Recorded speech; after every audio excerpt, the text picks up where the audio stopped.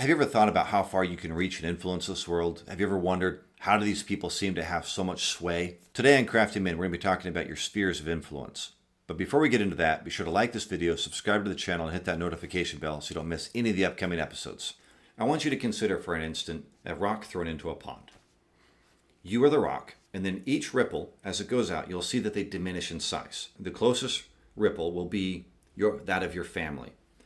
Next will be your friends, then will be your community, and then finally the outer ones will be the wilderness of strangers that you interact with. The more impactful the ripple, the more connected you are. And so this is important for you to understand and start viewing people through these spheres of influence. You need to focus your time and efforts on the people that have the best ability to help and support you as an individual, so that then you can have better influence on your community and ultimately the strangers of the wilderness. We all need that wilderness. That's where we find community. That's where we find resources. That everyone starts as someone in the wilderness at some point in our life, and we have to bring them in or choose to keep them out. So this isn't about keeping out of the wilderness. This is about building up a support structure of family, friends, and community that allow you to expand healthily into the wilderness so that you can move your influence beyond, and you can understand the value proposition of why that boss should give you a raise, why you deserve more money, why that girl should pay attention to you, because you know what you have to offer in a relationship and you know what she's looking for well enough to know that you can fit it. You can know all of these things, and when you're confident with these, then you can be confident with yourself in all categories of your life. Easily understood, not easily done. So let's dig into this. In order to go through this, I'm going to start off with the center, which is that pebble thrown into the pond of yourself. It is important for you to understand the value case to yourself. I'm so smart. A lot of times we view ourselves very harshly. It's a strange phenomenon where we either view ourselves as perfect or the worst thing since Satan. And there's never really anywhere in between for us people. So I think it's healthy and important that you first and foremost understand your own value case to yourself. This includes understanding three aspects of yourself. First and foremost, they're the things that you're really good at. They're the things that you're really bad at, but you can't control, and they're the things that you're really bad at that you can control. Let's start off with the ones that you cannot control, but you're bad at. Let's say you have a genetic disorder or an immune disease or something of that nature that you cannot change. It is important that you accept this. Maybe you're really short and you want to be tall. List can go on and on and on. There are things about you in your life that you cannot change. And so therefore you have to find peace with. You have to be able to accept it in order to accept you. And you have to find a way to be comfortable in your own skin. I damaged my hearing back when I was a teenager because I knew everything and I fired a pistol without any hearing protection. As a result, I am literally tone deaf. Don't sit next to me if you want to sing. I have to accept that about myself, because once I accept it, then it becomes easier, because I do love music. I do like the idea of singing. But once I accept that I'm tone deaf, then it changes things, and I stop trying to beat myself up over that aspect. I know that's a low-end, easy sort of one to harp on, but this is the internet of the wilderness of strangers. We're not going to get too personal here. Now, for the things that you don't like and you can control, this is a slippery slope, because there are a lot of things in our lives that we want to think we can't control, but in reality, we just find it very hard to control. For instance, have you ever thought about addictive tendencies? When you are stressed, what do? Do you grab that extra donut and the ice cream? Do you go to a pornography site? Do you light up a cigarette? Do you chug down some alcohol? What is it you do when you're stressed to make yourself feel better? These are unhealthy things that you can control, but may not be easy to control. And so it's important for you, when you're understanding yourself accurately and fact-based, that you separate the things that you cannot do from the things you can do. Because as you understand what you can do, you will feel empowered to know that you can do hard things, to know that you can overcome, and that you're worth doing things that are hard and hard to overcome, because it allows you to move more things into the things that you're good at. As you have a higher count in stuff that you're good at, you'll have a more positive view of yourself. Finally, there's that concept of stuff that you're good at. This is something, for some strange reason in our society, we've made it hard for people to talk about things that they're good at unless you're bragging about yourself on Instagram or some sort of social media account. It's all about me. I'm fabulous. You have to know what you're good at. What is it you have to offer? Once you know what you have to offer, then you can know how to complement other people's weaknesses and strengths. If you know what you're good at and what you're bad at, you won't feel insecure when someone partners with you and complements those. And so by knowing these three different things, you will know when to speak up and when to shut up. This is a healthy thing for us as men. We don't need to just talk for the sake of talking. We need to know when is worth talking and when's worth just shutting up. Can you, shut up? For the family, I define the family very specifically. We exist in 4 planes of existence, right? We exist physically, mentally, spiritually, and emotionally. For someone to be in my family, there's 2 criterion. They have to provide support for me across all 4 planes of existence. There can never be a no-go topic with these people. We have to be able to talk with anything that needs to be talked about, whether or not it's comfortable or uncomfortable, we agree or disagree. We need to talk. Doesn't mean we have to worship the same, doesn't mean we have to have the same habits or hobbies. It doesn't mean any of that. It means that we're supportive of each other in the decisions that we've made. That's the first thing. The second thing is that there's a permanence in my life. I cannot unload things that are deeply intimate and personal to me to a transient in my life. That's irresponsible, it's immature, and it's unhealthy.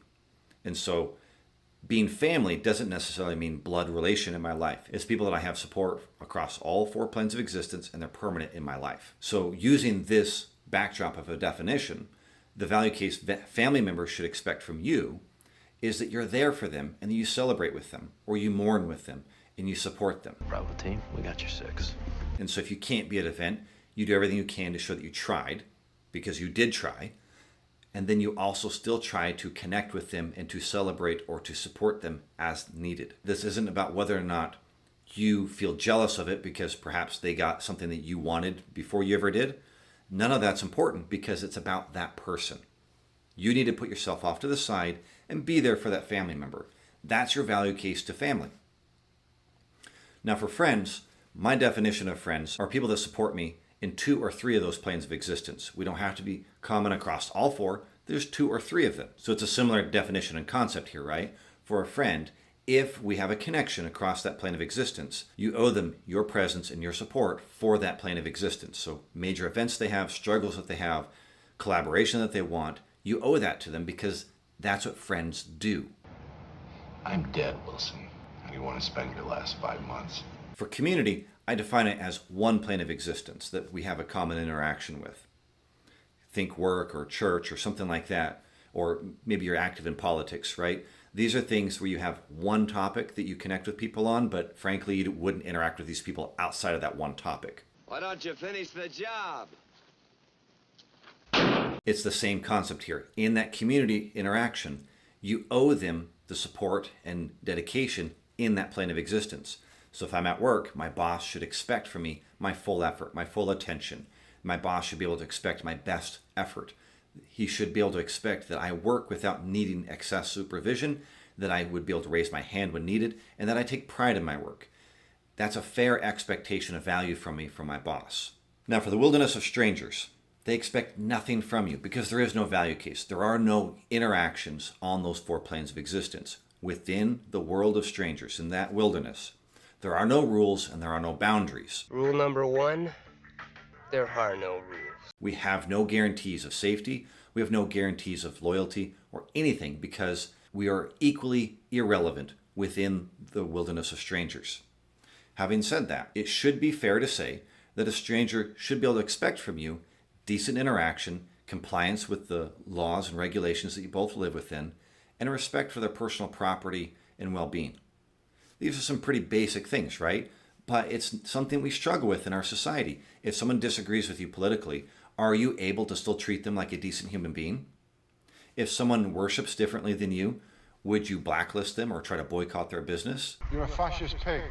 You have to think about these things because what is the value case that you're offering from people? Are you offering them hatred and vitriol because you disagree with them? Or are you offering them, yeah, I disagree with you, but I'm going to treat you like a human being still? That speaks volumes about who you are because, again, the strangers have no obligations, no value case expected from you because there is no relationship.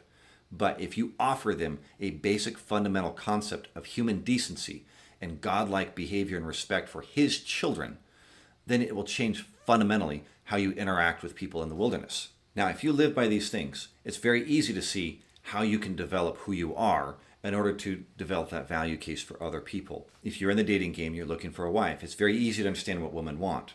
Individual women have nuanced expectations. Yes, it's true. But on the aggregate, women want a strong, competent, capable man that is going places. They want someone that they can feel safe following, someone that they can feel safe with their emotions and with their heart. If you can provide that, that means that you are stable emotionally. What do you offer in a relationship apart from sex?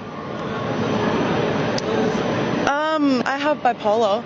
That means you are stable financially. That means that you have a life goal and purpose. If you have these things, believe it or not, your number on the attractive rating will significantly increase. As you take care of yourself and as you become the man that women want, then women will come to you. Same thing for employment. If you work hard enough to prove that you're always producing value for your employer and for your clientele, then money will come because money follows value. In a nutshell, the value case that you have for other people are doing what they need from you. And are you willing to do what's needed from you? There are going to be people in your life that it's not worth doing it for. These are people that you need to allow to filter through. Life is cyclical. Outside of family, there should be a pretty steady flow at regular intervals where some people come in and other people go out.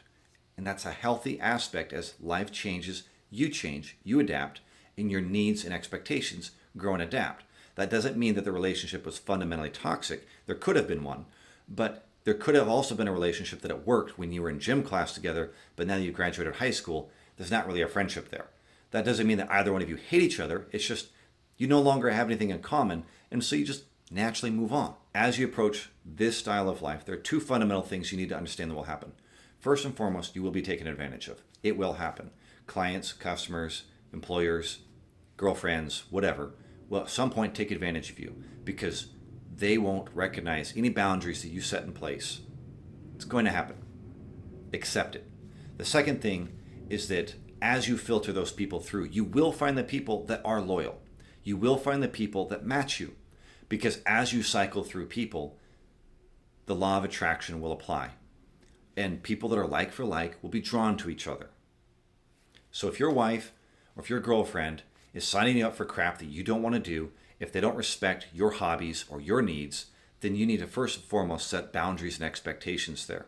Ideally, you catch this in the girlfriend phase, because once you've made commitments in that marriage, you got to figure it out. But for the girlfriend, feel free to kick her to the curb if she's wanting to control your life and your hobbies instead of have influence on them. Yes, a spouse has influence on each other, but there's no way that my wife could sign me up for things that I don't want. She knows that wouldn't end well for our communication and our interaction. What we've got here is failure to communicate. And that's not because there's a sense of threat in a relationship. That's a sense of understanding of the boundaries that we set. Just like I wouldn't sign my wife up for things that I know she wouldn't be down for. It's the same concept. It's a two-way street of respect. This is the concept you have to be able to start setting for yourself as you let people cycle through your life. Set up that boundary of what you will and will not allow in your life. And as you do that, you always provide what people need from you. And as you find the abusers, you will let them cycle through, and you will then find yourself a core central group of people that are there loyal to you because you're like them. I appreciate you spending the time with me today. Stay focused on developing the best version of you because you will attract what you are. If you found value in this video, be sure to subscribe to the channel and share it with your friends and family.